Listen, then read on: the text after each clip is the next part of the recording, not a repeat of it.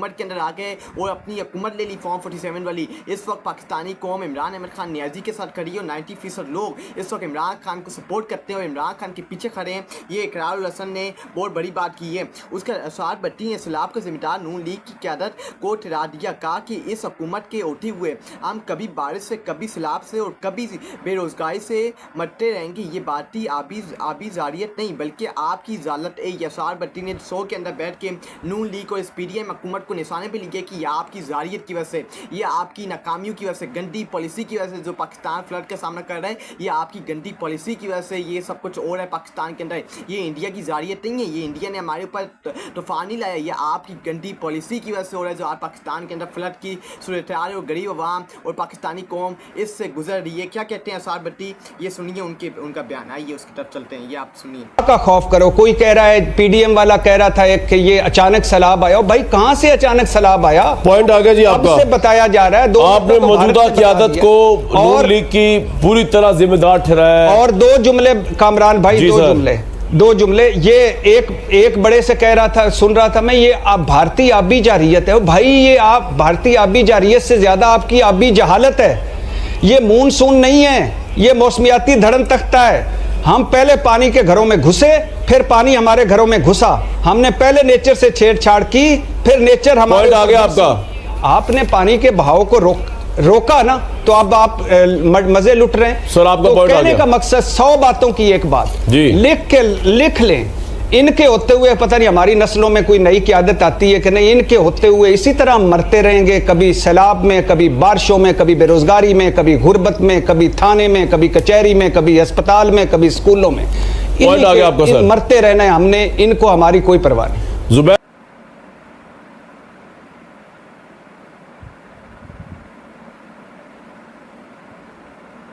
ये आपने असाद भट्टी का सुना कि ये हुकूमत की गंदी पॉलिसी की वजह से जो इस वक्त तूफान और फ्लड का मुकाबला किया जा रहा है, ये हुकूमत की गंदी पॉलिसी की वजह से हो रहा है। जो इस वक्त तबाही बर्बादी पूरे पंजाब के अंदर मछली फैली हुई है, ये आपकी गंदी पॉलिसी की वजह से। वहाँ इंडिया अपने मुल्क के अंदर अपने मुल्क को बचाने के लिए डैम बना रहे, बंदर गाय बना रहे, बंदर बना रहे, लेकिन आप अपने मुल्क के अंदर क्या कर रहे हैं? आप लोग अपनी कौम का पैसा चोरी करके, इधर धांधली करके, करप्शन करके अपनी जायदादें, अपना कारोबार पाकिस्तान से बाहर बना रहे हैं। अलीम खान ने अपनी सोसाइटी बचाने के लिए बंद तुड़वाया। आज तक हमारे इलाके में कभी पानी नहीं आया था। ये मुतासरीन जो पाक व्यू के जो पंजाब के अंदर पाक व्यू जो अलीम खान की प्रॉपर्टी है, अलीम खान की सोसाइटी है, वहाँ की ये लोग कह रहे हैं कि आज तक हमारे इस जगह के अंदर पानी नहीं आया था, लेकिन उसने अपनी सोसाइटी को बचाने के लिए, अपने आप को बचाने के लिए, पैसा कमाने के लिए अलीम खान ने वहाँ बंद को तुड़वाया। तो इसलिए पानी का समंदर, पानी का बहाव पाक व्यू सिटी के अंदर दाखिल हो गया और पाक व्यू सिटी के अंदर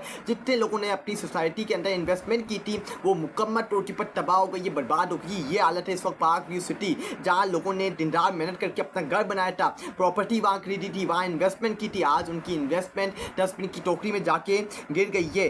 उसके बाद हम देखें अहमद नूरानी ये तिलसब नुक्ता अलीम खान की हाउसिंग सोसाइटी और दीगर प्रोजेक्ट की तमाम इजाज़तें अप्रूवमेंट शरीफ फैमिली की हुकूमत में दी गई। मसलसल अप्रूवमेंट का ये सिलसिला उस्मान बुटार करप्ट और नायल के दौर में रुक गया। मोहसिन नकवी की दौर में दोबारा शुरू हुआ। मरियम नवाज़ के दौर में तो रोडारा ने कमाल कर दिया। ये बात अहमद नूरानी ने सही बात की कि इमरान खान की हुकूमत में इसको मना कर दिया कि हम आपको ये नहीं देंगे, पाक व्यू सिटी के अंदर आपको सोसाइटी नहीं बनाने देंगे।